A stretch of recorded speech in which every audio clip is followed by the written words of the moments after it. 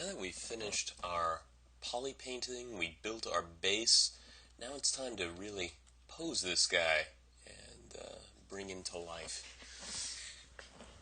So the first thing I want to do is I want to create layers. I like posing my characters on layers because it gives me the freedom to adjust what I'm doing.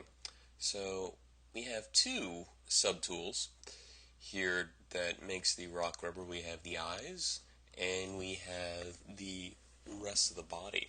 So I'm going to put both of these on layers, and it's very simple to do. You're going to go into your layers palette and you're just going to hit this icon here. We're in record mode and we are recording currently. So now everything that I do is going to be recorded in these layers. Now, because we have two subtools that we're going to be posing at the same time, we have to use Transpose Master in order to move the eyes and the head together. So let's do that right now. Transpose automatically takes your model to the lowest subdivision. So we're going to go into the Z plugin and we're going to open Transpose Master and we're going to hit T-Pose Mesh. Alright, so you should end up with something like this. And I'm just going to dial back the intensity right here. So we have this white version of our model on the lowest subdivision with the eyes in its sockets, and we can quickly pose our character. When we're finished, we're going to hit T-Pose Sub. So I tend to use Transpose Master a little bit at a time just to ensure that it works. You don't want to completely finish your pose in Transpose from start to finish and then risk it not fully posing the creature. So when it comes to posing, there is a basic principle to it, and that is masking areas off and using the transpose lines to manipulate the unmasked areas. So the first thing I'm going to do is I'm going to go to my mask palette. I'm going to make sure the mask lasso is on, and we're going to be breaking symmetry. So you're going to want to make sure X is off, and I'm going to start by just rotating the head. So I mask out the area that I want to move. I'm going to tap it to diffuse the scene while hitting Control. I'm going to hit Control I, and let's rotate the head. So I'm going to add my rotate transpose line, and it's just like adding temporary bones into your model. There we go. We're going to rotate the head. I'm going to try to get as much expression out of this as possible. So it's looking pretty good. I just want to turn the head a bit, give it some life. And you might want to adjust your points.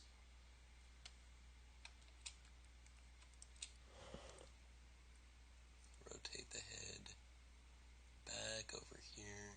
Let's give it a slight curve. Maybe he's looking up.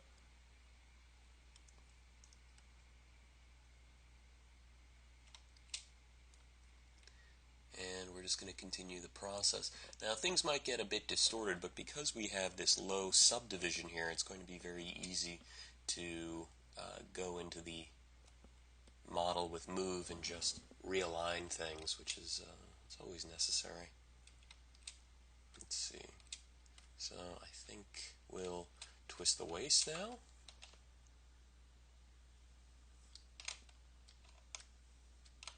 Again, tap the selection, mask on area. Let's go to rotate, and I think I'm going to bring him down a bit.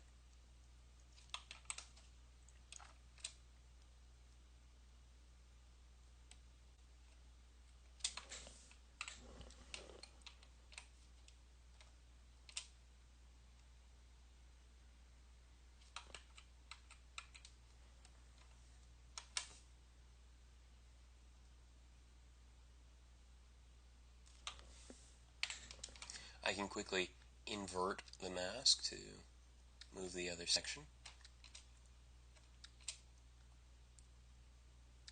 Rotate the hips, give it a little bit more life. probably going to bring this arm up and tuck it under. I want to be able to show as much as the creature as possible. Let's see. Let's move that head a bit.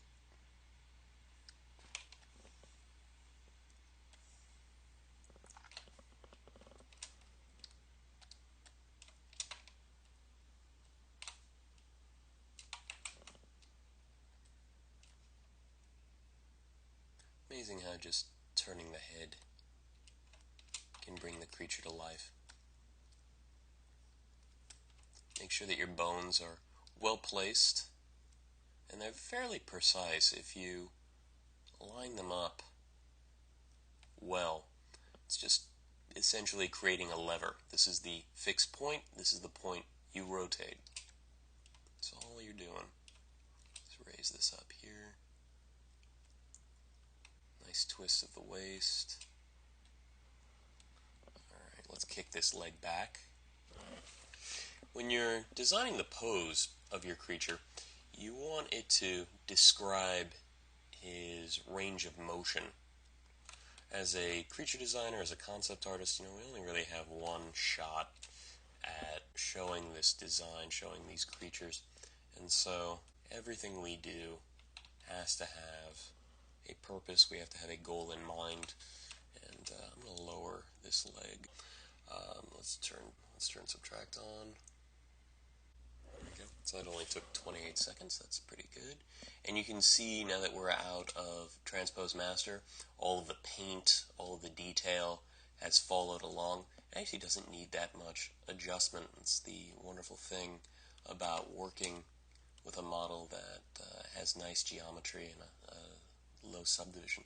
And you still have a lot of freedom at this stage. Let's say you don't like the pose. Well, you can simply hit Control-Z and undo it.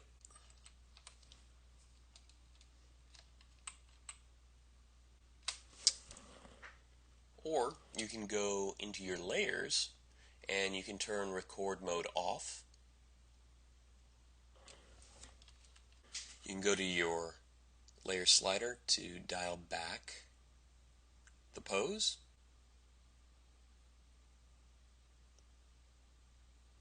So let's say you took it a little too far and you just want to dial it back.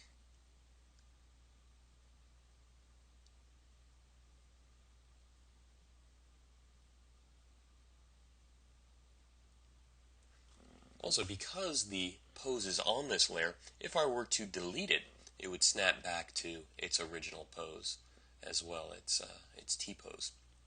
Alright, so let's pick up the pace, and let's just pose this creature. Right now, I'm going to be jumping back to Transpose Master, and we're going to see how far we can go with it, and really push it. Before, I want to make sure that the eyes are moving with the head. It's on a separate subtool.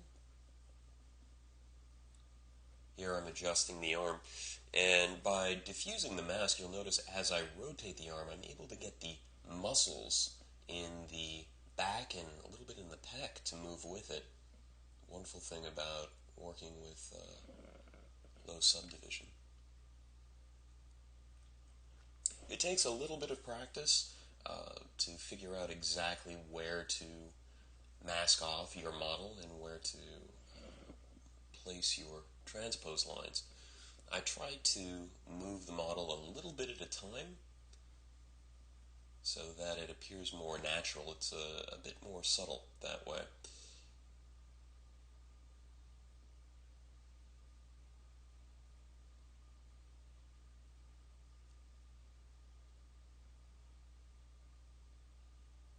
Okay, just continuing to mask off areas.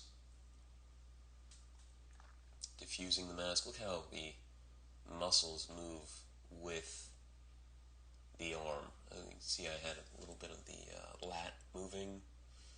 We rotated the shoulder. Get that arm down. So just a little at a time.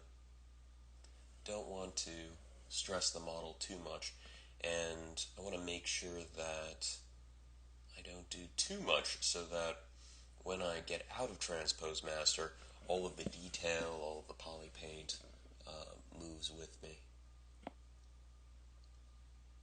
There we go. Pretty good. So I'm getting him a bit lower to the ground.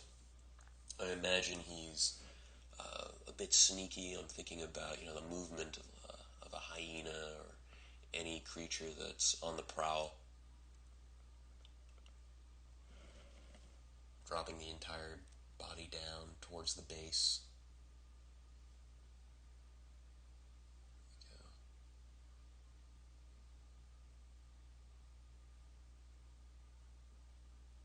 Going to continue to adjust the base.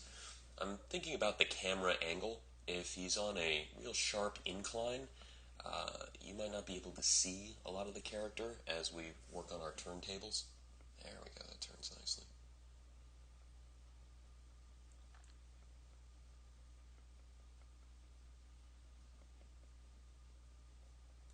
So at this point I'm working on the contact with the base.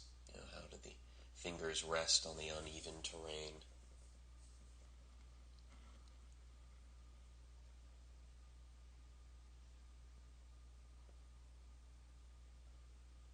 Really want to feel the gravity, the weight of his body. Toes curling around the rocks. And for the subtle stuff, I'll usually just use move.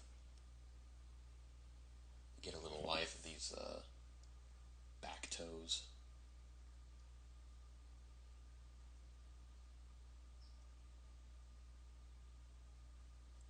Trying to break the symmetry in the hands as much as possible.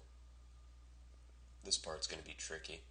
I'm going to rotate that. It's just sculpted in such a different position, but I can adjust the fingers and I can smooth out the details. This area will require some resculpt when we res up.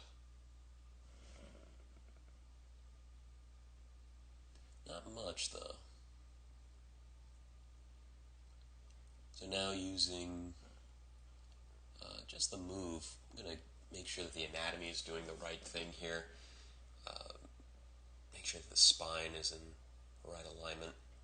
And even with working with the move brush, you'll notice it's just tapping the surface and nudging it back into place. We gotta make sure that the waddle is doing the right thing. Because turning the model, you might lose a sense of its rigidity. You might lose the sense of muscle and skin sliding over bone. So you'll notice as I'm working, I'm constantly turning the model around. You want to make sure that it works at all angles. Adjusting the tail. We're almost there. Just takes a few taps here and there with the move brush. Make sure it has a nice flow to it. Now I'm going to go back in, and this was an area of the model that I didn't sculpt because, of course, it was on the ground plane. And I'm just going to down-res this and smooth out the imperfections that I got by moving it. Doesn't take that much, moving the knuckles and tendons, making sure that everything lines up, carving in some details here and there. You never know. The poly paint does cover up the detail a bit, but the client might want this model grown. Very cool. I'm going to adjust the mandible here to just get a little bit more expression out of him. I really like what the jaws are doing, so I'm not going to mess with that too much. There we go. Doesn't take much. And here he is. Not bad. Give it a once-over. Bit of a look. We want to make sure that the pose is dynamic at every angle.